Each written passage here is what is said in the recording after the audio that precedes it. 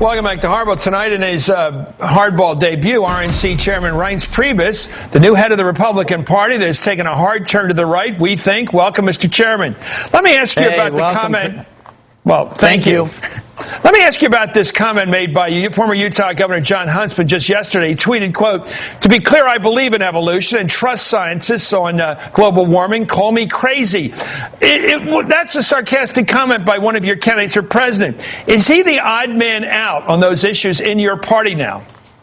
Well, Chris, I don't know. I'm not doing a poll of all the candidates as to those issues, but this is what's going to happen. We have a rigorous debate. We've got, as you've pointed out many times, we've got a lot of different folks in the field.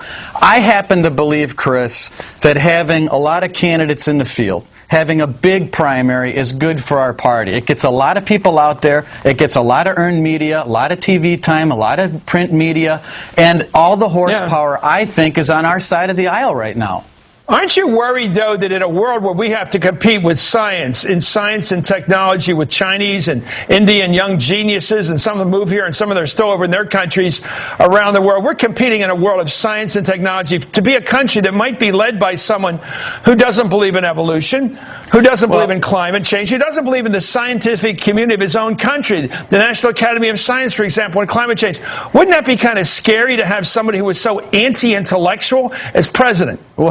Well, come on. I mean, well, would it be? You have the answer to the question. He's your party. Here's what I think. I don't think the election is going to be decided on evolution. I think the election is going to be decided on a fundamental question that the American people are going to ask themselves, and they're going to ask themselves whether or not they're better off today than they were 3 or 4 years ago. Sure, well, that's a good question. And they're going to answer. And they're going to answer that question. If that's the issue, you win.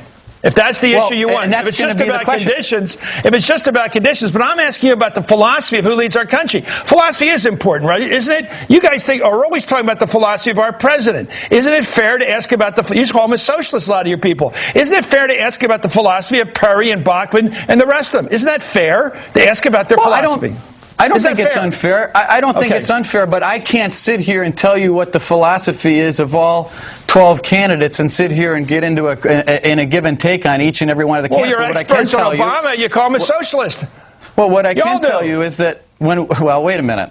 I mean, people are going to, I told you what they're going to ask themselves. And they're going to ask themselves whether or not this president's followed through on his promises. And what this president told the American people is that he would cut the deficit in half by the end of his first term. And what did he do? He introduced the biggest structural deficit in the history of America. I mean, the problem with this president, I think you and I can disagree on a lot of things.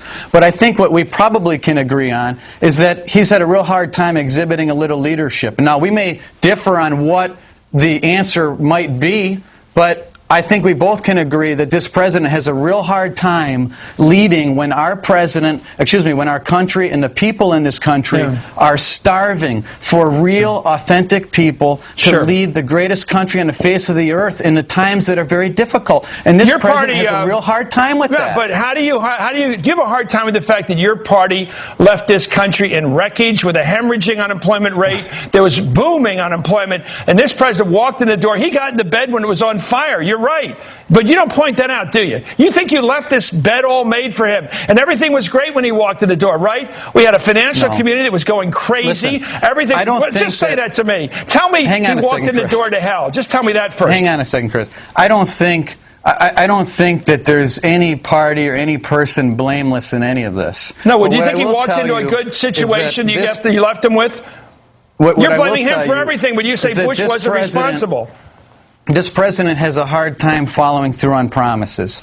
He said the stimulus would create unemployment at less than 8%. Unemployment's been on a sustained range that we haven't seen in over 30 years, Chris. I know. We flushed $1 trillion down the toilet, and Americans are hurting. He said he'd cut the deficit in half, biggest structural deficit in the history of the world. Said he'd tackle the debt, and under the policies of Barack Obama, not before him, but on Barack Obama's policies, he put us on a trajectory to accumulate more debt than every single president before him combined, Chris, combined. Yes, sir. The trouble is that the president who came in before him doubled the national debt, never vetoed a single spending bill in 8 years.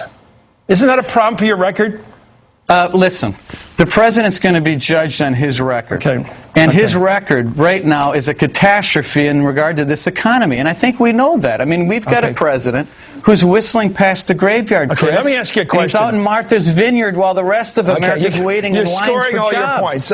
You've got all your points, and you've made them. Now, let me ask you some questions. I'm not trying to score points. No, you've scored them. You have scored them. And I think you've got them on the record now. Let me ask you a question. A serious question. What's the difference now between the Republican Party and the Tea Party? Well, I think there's obviously we're an organized, structured party, and the Tea Party is not. I think it's a group of people who are conservative, independent, people who are disengaged but now engaged. But I will say this. I think it's important to note. Well, what's the difference in philosophy? Well, I don't know all the differences because there's 100 different Tea Party groups. But let me tell you something. I think where there's similarities is that we need to get our spending under control. We need to get our debt under control. We need to respect the Constitution. Those are all things that are near and dear to the Republican Party's heart. Now, I'll also tell you that I don't believe the Republican Party is in competition with the conservative movement. We're not competing. They're their own organization or their own entity, and I'm grateful for it because I think it's moved America in the right direction. Can you name a difference between the parties, between the Republican Party and the Tea Party? Just one difference. We're a structured organization with a registered entity with the Federal Election Commission. And no, on policy. What do you mean on policy? Is there a difference in policy between the Tea Party people who, and there's new studies now that Tea Party people tend to believe there should be more religion in politics. They basically have a bad attitude towards race, towards black people. They have a bad attitude to immigrants. But the Tea Party is that the philosophy of the Republican Party? But Chris, that's the beauty of the Tea Party. I mean, you can't define what the Tea Party is or who it is or what their beliefs are because they're not an organized entity. I mean, one Tea Party in Rockford, Illinois could have a different view than a Tea Party up in Milwaukee, Wisconsin. I mean, but the fundamental similarities are that we want to get our country back on track economically. We want to recognize that the government's making promises that it just can't keep, and that we need to get serious about our debt and deficit in this country. Otherwise, we'll be surrendering our sovereignty to our bondholders. So, I mean, these are important issues. Well, let me ask you about your party and the strange part of it. And I agree with a lot of Republicans. I grew up in a Republican family. I was a kid. I was a Republican. I completely understand the call for smaller government. Chris? Let's talk. Well, I studied the issues. Let me ask you about the fact that smaller government, less taxes. They're popular ideas. I understand the appeal of those.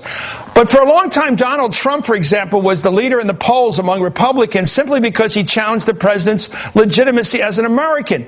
There is an appeal in your party to this birther stuff. It's going on and on. The president had to go out and show his papers, basically, to shut it down. What is it in your party that was so focused that you made Donald Trump your front runner because all he did was raise the birther issue? What happened there? First of all, you're an expert on politics. First of all, I didn't make Donald Trump the front runner. Secondly, he was the leader in the polls. Hang on a second, Chris. I mean, I'd never one time question this issue. In fact, I threw it away. So, I mean, I'm not on record with that. Our party's not on record with that. But the fact of the matter is what Americans are looking for in this country, and the reason why people like Donald Trump and Rick Perry and other Mitt Romney and the rest of our field, Michelle Bachmann and Sarah Palin, resonate with the American people is that Americans in this country are starving for authentic, real leadership, people with guts and a spine. Okay. And this president hasn't been able to exhibit any of those things.